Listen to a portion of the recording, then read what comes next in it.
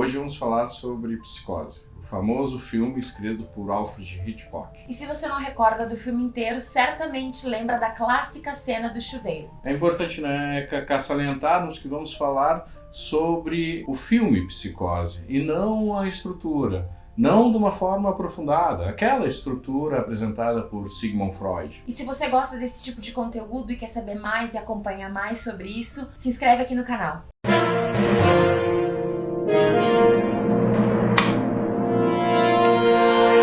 O filme Psicose foi dirigido por Alfred Hitchcock, que utilizou como base o livro também chamado Psicose, escrito por Robert Bloch. Robert Bloch se inspirou numa história real, a do serial killer Ed Gein. Ed Gein teve uma vida muito conturbada com sua mãe, uma relação doentia. Quando ela morreu, ele entrou em surto e acabou cometendo uma série de assassinatos, também roubando corpos de cemitérios. Chegou a fazer decoração e vestimenta com partes de corpos e pele humana. Sua história inspirou outros filmes, como O Silêncio dos Inocentes e O Massacre da Serra Elétrica. Com relação ao filme Psicose, podemos identificar um traço comum entre o filme e a estrutura psicótica, que é a simbiose. Repare no nome do personagem principal, Norman Bates e Norma Bates. Pois é, eu me referi a um nome e falei dois. E é esse o ponto. Na simbiose, dois fazem um. Embora, como podemos observar no filme, esses dois fazem um não acontece o tempo inteiro. Os dois fazem um, eu lembro um pouco que não acontece o tempo todo, né?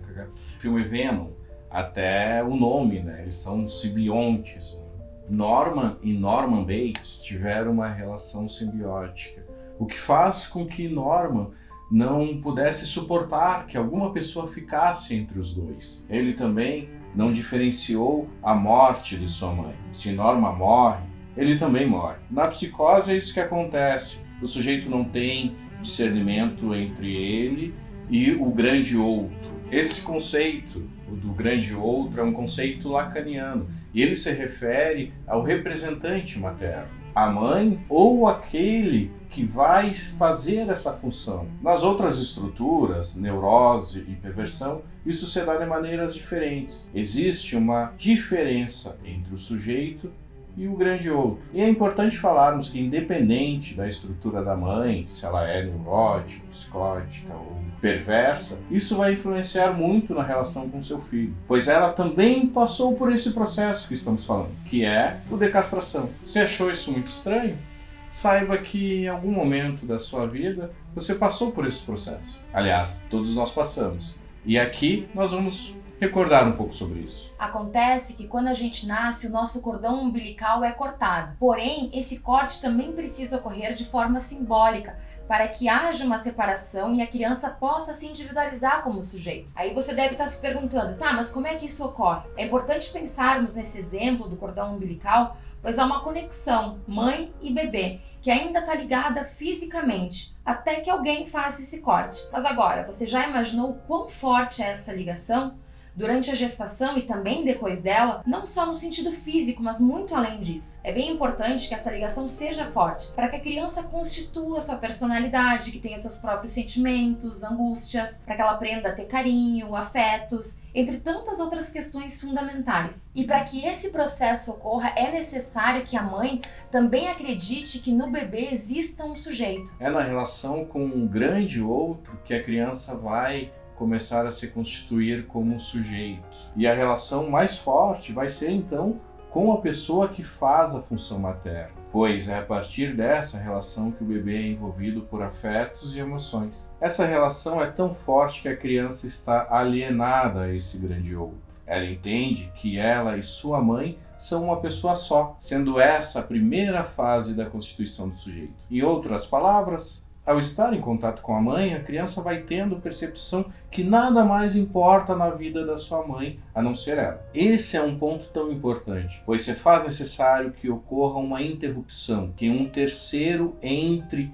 na relação que era dual, ocorrendo então a separação, que é o complexo de castração, conceito criado por Freud, que é a segunda fase da constituição do sujeito. Aos poucos a criança entende que é única, marcada pelo tracionário, conceito lacaniano, instrumento primordial para a identificação do sujeito no simbólico. A gente identifica isso na criança, através do não vou, não quero, enfim, não obedeço. E essa interrupção, quem faz, segundo a psicanálise, é aquele que exerce a função paterna. Então a criança percebe que a mãe tem outros desejos, outros amores, e não está totalmente disponível para a realização plena do filho. Este outro materno demanda a seu bebê que seja tudo para ele. E isso produz o primeiro trauma. E o que protege o bebê desse primeiro trauma é a entrada, então, deste terceiro. Este é o fator essencial para que ocorra o rompimento simbólico. O mundo da mãe não deve ser seu filho. Mas acontece que em alguns casos isso não ocorre, pois não houve uma função paterna suficientemente forte para romper com a relação mãe e filho como um só. E se esse corte não for feito, se a função paterna não se instaurar como uma lei simbólica e a criança não reconhecer que sua mãe tem outros interesses para além dele, fica muito difícil a separação. É como se o cordão umbilical não fosse rompido. A gente salienta aqui que não é só a presença física do representante paterno, e sim que ele seja protagonista de uma forma saudável para que essa função opere. Ou seja, um pai que não se envolve afetivamente e também não se envolve nas decisões dos seus filhos, na vida dos seus filhos, não está operando a função paterna. Assim também como aquele pai que de alguma forma só demonstra rigidez e agressividade também não é suficiente. Podemos exemplificar o pai herói, que de alguma forma permite que o filho fantasie e que ele seja muito importante para a vida de todos.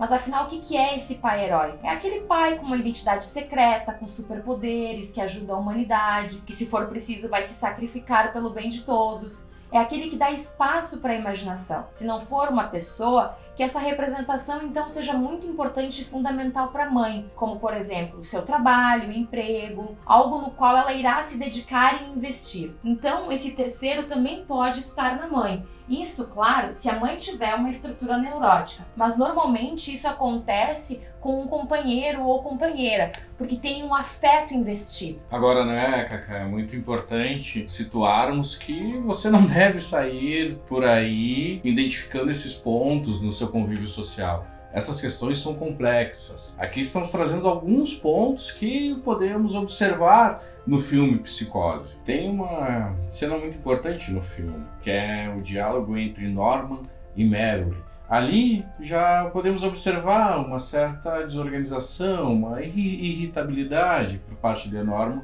quando Meryl lhe sugere uma separação entre eles. Eu vou trazer algumas frases. Faço serviços para minha mãe, o que ela acha que eu sou capaz de fazer. Quem cuidaria dela, ficando frio e úmido? Ela teve que me criar sozinha. Minha mãe é inofensiva como pássaros empalhados. Ela precisa de mim. Minha mãe e eu somos super felizes. Ainda nesse diálogo, Norman diz que é o melhor amigo de sua mãe. Aliás, o que você pensa sobre isso? Um pouco antes disso, a Norma já mostra uma certa hostilidade em relação a Marion. Por quê? Porque ela vê que a Marion está representando, pode representar algum perigo em relação à relação de mãe e filho, Norma e Norma. Pelo fato de que ninguém pode mostrar interesse neles, na relação deles, apenas um pelo outro. E é importante destacar que a simbiose é um traço da psicose, mas ela afeta cada sujeito de uma maneira. Aqui estamos trazendo alguns pontos que podemos identificar no filme, mas é importante colocarmos que se trata de Norma e Norman Bates. É isso aí, a simbiose ela pode se manifestar de inúmeras formas. No filme está bem explícito, mas é bem comum que não seja dessa forma, pois é possível que essa representação seja deslocada e a pessoa consiga de alguma forma se ligar a algo ou alguém que a organize.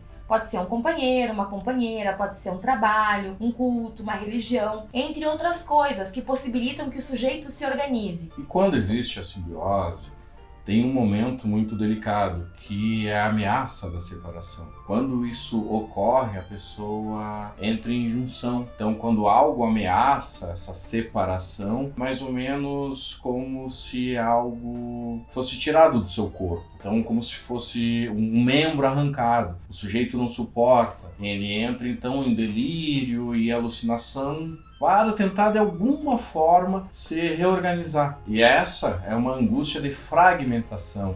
É como se o sujeito se despedaçasse. Aliás, ele se despedaça, mas de uma forma psíquica. Como a gente pode acompanhar no filme, Norman não suporta quando a mãe inicia um relacionamento. Isso foi insuportável para ele.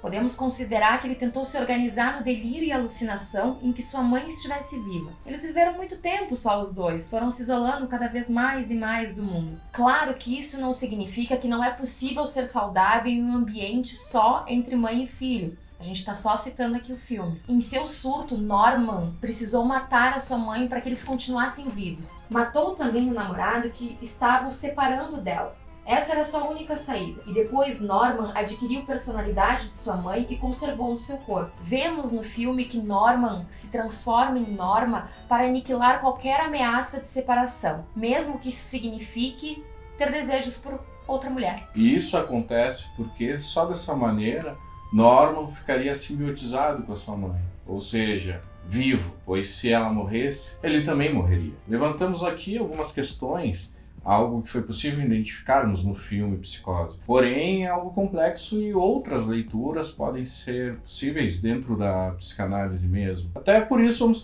trazer outros vídeos falando um pouco mais sobre o tema. E você, assistiu Psicose e gostou do filme? Tem algum comentário, alguma dúvida, sugestão? Deixa aqui nos comentários. Se você gostou do vídeo, não esquece de deixar o seu like. Também ative o sininho para receber mais conteúdo aqui do canal de cinema. E até a próxima!